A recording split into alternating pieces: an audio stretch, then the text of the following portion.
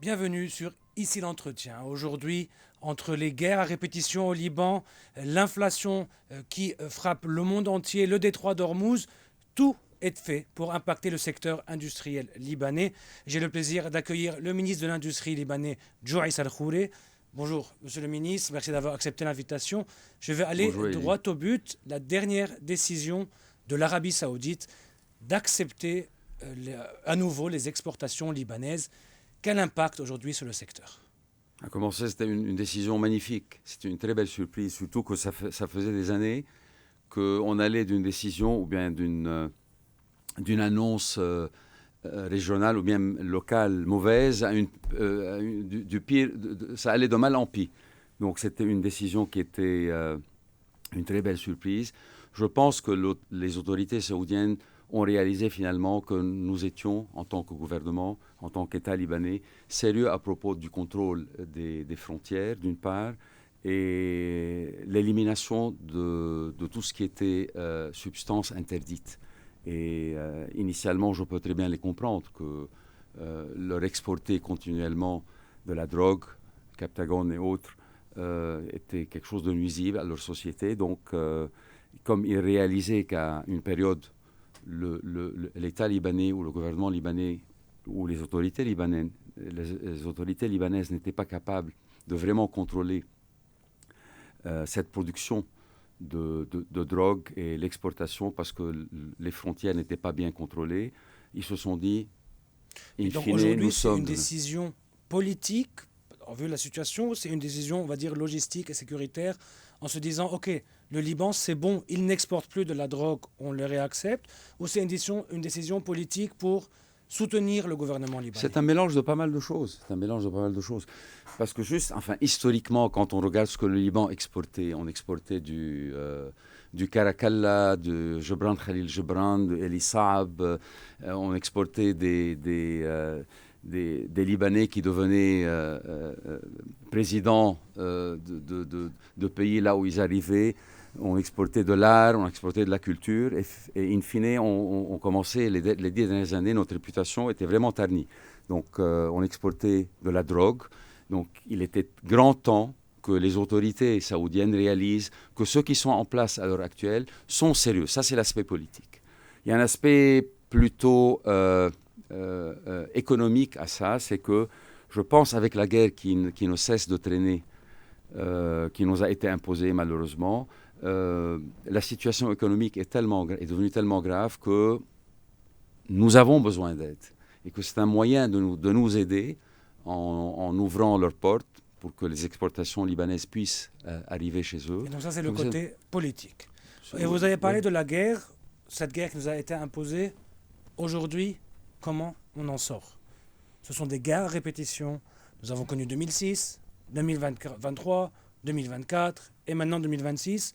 Et pour être honnête, aujourd'hui, tout le monde se dit on va trouver une solution bancale, à la libanaise, et dans 2 ans, on reprend.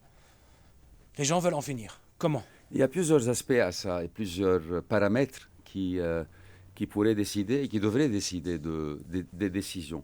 D'une part, je pense que le Hezbollah devrait réaliser finalement que on ne pourra pas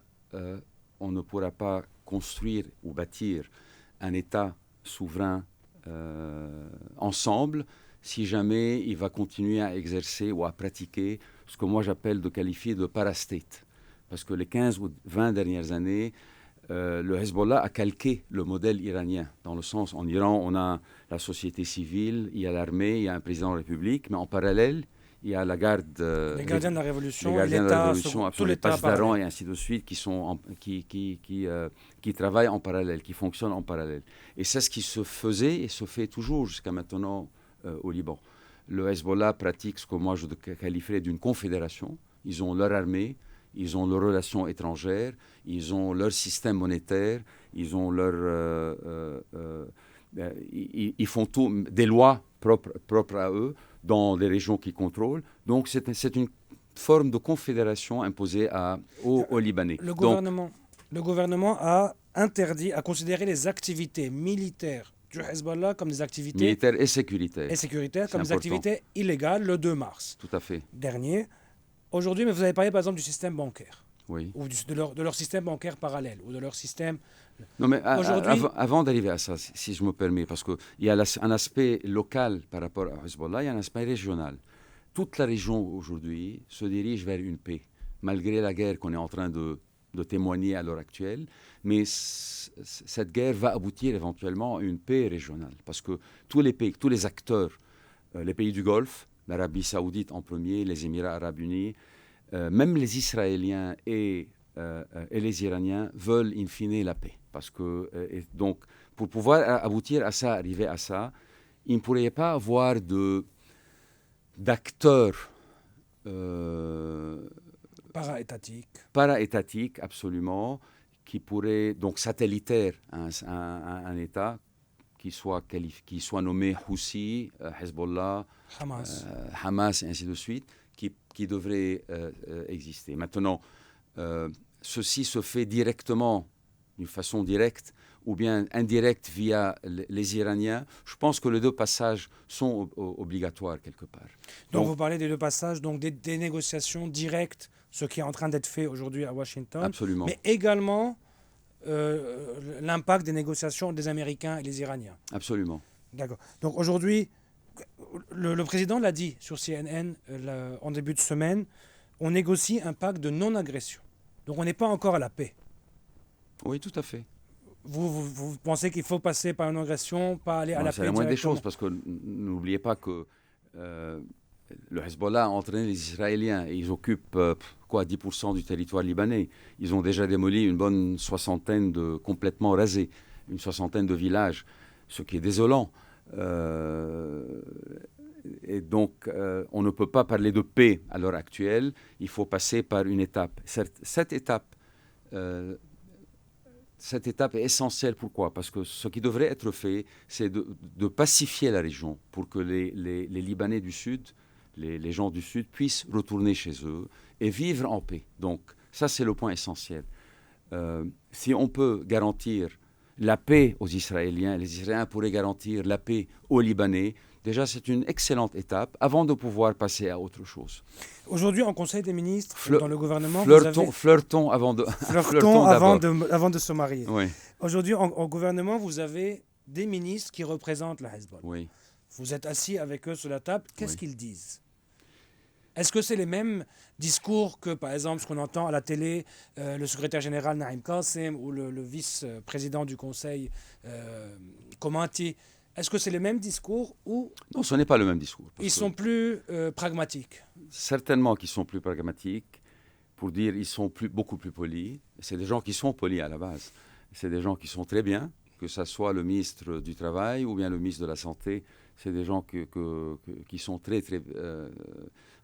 leur formation académique, au niveau éthique, au niveau professionnel et au niveau relationnel et personnel, c'est des gens qui sont très, très bien. Est-ce qu'ils utilisent les termes qui sont utilisés malheureusement par les représentants du Hezbollah? Non, pas du tout. Non, pas du tout. Est-ce qu'ils défendent la position du Hezbollah? Oui, ils la défendent, mais d'une façon que je qualifierais d'une façon civilisée. Donc, on peut échanger avec eux au sein du gouvernement. Maintenant, la question qui se pose, si le Hezbollah prend ces positions-là, et je lis ça partout, et je me pose toujours la question, pourquoi est-ce qu'ils sont représentés au sein du gouvernement, qu'ils qualifient de soumis aux exigences israéliennes? Et pour eux, le Liban ne représente pas, le gouvernement ne représente pas les Libanais, parce qu'il appelle à son désarmement. Aujourd'hui, comment arriver au désarmement? Considérons qu'on veut que le Hezbollah soit un parti politique comme les autres, il faut le désarmer, il faut enlever tout ce côté para-étatique, comme le disiez, le para-state. Comment le faire aujourd'hui? Comment désarmer? Il y a deux façons à le faire, soit d'une façon militaire, ce qu'on essaie d'éviter, soit d'une façon, une négociation et diplomatique. Et c'est ce qui, je pense, une des fautes qu'on avait faites, c'est qu'on a donné beaucoup de temps au Hezbollah pour qu'il puisse se refaire suite à la guerre de 2024. Il refuse. Depuis 2024, on l'entend, Naïm Qassem. Oui, mais on aurait dû agir bien plus tôt que ça. On aurait dû agir en février ou mars. Mais il y avait depuis février, je demandais, au nom des forces libanaises, des ministres des forces libanaises, je demandais au président de la République Il est grand temps de convenir le Conseil de défense, tout à fait, pour qu'il puisse mettre un agenda pour que les milices et tous les groupements militaires non étatiques de soumettre leurs armes à l'État dans un agenda qui ne dépasserait pas les 6 mois. Et avec toute sa bonne volonté, le président nous disait, écoutez, nous sommes en train de négocier avec eux, il faut donnez-nous un peu de temps. Mais finalement, en août, on a tous réalisé que c'est une chose qui serait peut-être impossible. Même j'ai une fois proposé au sein d'un des conseils des ministres de dire, peut-être il faudrait qu'on mette en place une stratégie basée sur la supposition ou l'hypothèse que le Hezbollah refusera toujours de soumettre ses armes. Comment on devrait agir? Parce que la question qui se pose à Hezbollah et que je pose des fois aux ministres, écoutez, si vous voulez qu'on bâtisse un État ensemble, il faudrait qu'on ait une seule armée. Ce système politique qui soit centralisé, décentralisé, fédératif, c'est une seule armée. Maintenant, si vous insistez à dire non, quoi qu'il arrive, nous voulons préserver nos armes, on n'a pas de complexe. Parlons d'autre chose. Parlons d'autre chose. Une confédération, une partition. On répartit le Liban. Mais même à ce moment, aujourd'hui, on a un groupe armé qui est le plus important. Je ne parle même pas des milices, je ne parle même pas des camps palestiniens. Je parle du Hezbollah aujourd'hui, qui, même une confédération, si le Hezbollah décide de tirer des missiles, c'est toute la confédération qui va être touchée. Donc on revient au même problème, même si, où on va diviser le Liban en plusieurs Libans, avec le Liban du Sud, le Liban du Nord, où il va falloir trouver une solution pour avoir un État. Vous êtes en train de mettre, ce que je vous ai dit au début, l'hypothèse que toute la région se dirige vers la paix. Donc, projeter l'avenir avec les données du passé ou ce qu'on a aujourd'hui n'est plus valable. Ce que j'essaie de dire par là, c'est qu'il faudrait qu'on projette l'avenir avec un État libanais ou bien des Libanais, des communautés libanaises dépourvues des armes. Ça, c'est la première condition. Ni Israël, ni la Syrie, ni les Américains, ni la Turquie, ni les Égyptiens et les Saoudiens permettraient à ce qu'il y ait des groupes non étatiques qui pourraient avoir des armes dans cette partie du monde. Et qui déstabilisent toute Absolument. la région. Bon, aujourd'hui, on parlait de déstabilisation. Je veux passer un peu à votre côté, ministre de l'Industrie. Oui. Aujourd'hui, donc déjà, j'aimerais bien revenir sur la campagne que vous avez lancée. Vous avez lancé une campagne il y a quelques mois. Si vous achetez libanais, la décision restera libanaise. Oui. Pourquoi vous parlez de décision? Non, c'était une campagne assez particulière. En fait, j'ai accéléré, j'ai voulu la faire pour donner un coup de main et communiquer le message et aider le président de la République et le gouvernement libanais dans leur positionnement. Parce qu'il y a eu cette attaque, cette critique à propos du fait que le gouvernement libanais s'est permis d'aller négocier aux États-Unis avec les Israéliens. Donc c'est une décision libanaise. C'est une décision politique libanaise. Le côté commerce, le côté industrie, en même temps avec Absolument. la petite touche politique. Le but, c'était d'aider le président de la République et le gouvernement libanais dans son action.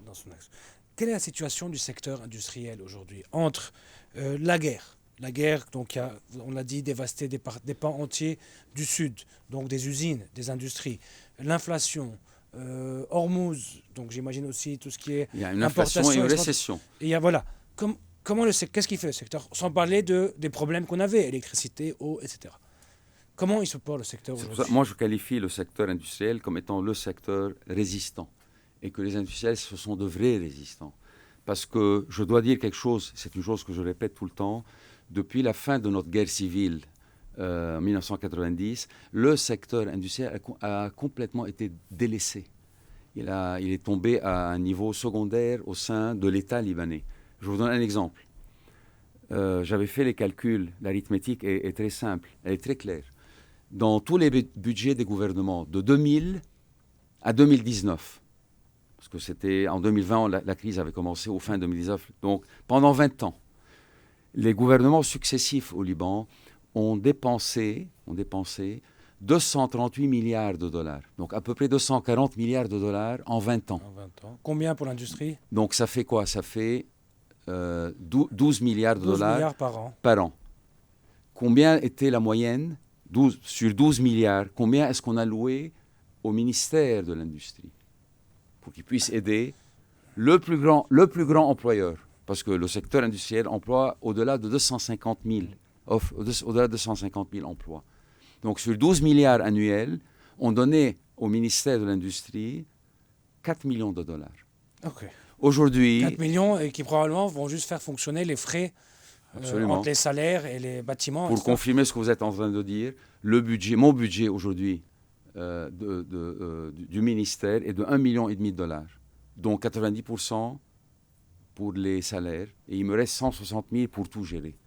Donc ça démontre une chose, c'est que malheureusement, l'État libanais ou les gouvernements successifs n'ont pas approuvé ou réalisé ou adopté l'idée que le secteur industriel, c'est un secteur productif, c'est un créateur d'emplois, et il faudrait qu'on compte sur le secteur industriel. Aujourd'hui, de maintenant à janvier, donc le prochain budget, qu'est-ce que vous pouvez faire avec ces 160 000 ? Presque rien. C'est pour ça que je suis en train de mendier. Je vais mendier pour pouvoir développer les stratégies que je suis en train de stratégier ou les projets que je suis en train de mettre en place. Donc on reste encore pour l'instant. Mais je vais vous dire une dernière chose qui est très importante. L'année dernière, et c'est un cas successif, nous avons importé pour 21 milliards et quelques de dollars. Nous avons exporté 3,5 milliards. Donc nous avons commencé avec un déficit commercial de 17,5 milliards. Ça veut dire quoi? Ça veut dire qu'il faudrait qu'on importe 17,5 milliards de dehors pour les envoyer à nouveau. Et le déficit a augmenté ces derniers mois encore avec la guerre. Le déficit a demandé. Donc ce qu'on devrait faire pour pouvoir remédier à ça, c'est la cause, notre déficit commercial, et la cause directe de tous les problèmes de nos crises économiques et financières par lesquelles nous sommes en train de passer. C'est une cause directe. Donc ce qu'on devrait faire, c'est développer le secteur industriel pour développer des produits de substitution pour qu'on puisse importer moins et exporter plus. Si on réduit ce déficit commercial, le Liban se portera beaucoup mieux. Et pour terminer, et c'est pour cela que la décision saoudienne est très importante pour nous. Parce qu'à un moment, l'Arabie saoudite, le marché saoudien représentait presque 20% de nos exportations. Pour terminer notre entretien, si vous avez un mot à dire aux industriels libanais ou aux Libanais, qu'est-ce que vous leur dites ? Aux industriels, je dis ce que je répète toujours, vous êtes de vrais résistants. Je salue votre engagement pour le pays parce que vous pouvez savoir les problèmes auxquels ils font face. Je vous donne un exemple. L'industriel libanais paye l'électricité la plus chère au monde. Et finalement, quelqu'un qui produit au Liban ne fait pas la compétition à un autre industriel libanais. Il fait la compétition aux Turcs, à l'Égyptien, aux Européens, et j'en passe. L'industriel libanais paye un kilowattheure en moyenne de 30 cents. 30 cents par kilowattheure. Quand on compare ça qui sont subventionnés, aux Turcs qui payent 5,7, 5,8, aux Égyptiens 4,2, 4,3, aux Saoudiens 5,6 et j'en passe. On paye 5 ou 6 fois plus. Absolument. Donc je salue leur engagement pour le pays. Ce sont de vrais résistants. Aux Libanais, je ne peux que dire qu'ils continuent à croire comme tous les Libanais. Et moi j'ai un slogan, Lubnan Faqat, seulement le Liban. Le Liban seulement. Merci beaucoup, Joaïs Al-Khouré. Merci d'avoir accepté notre invitation. Restez connectés sur notre site web www.icbeyrouth.com et sur tous nos réseaux sociaux.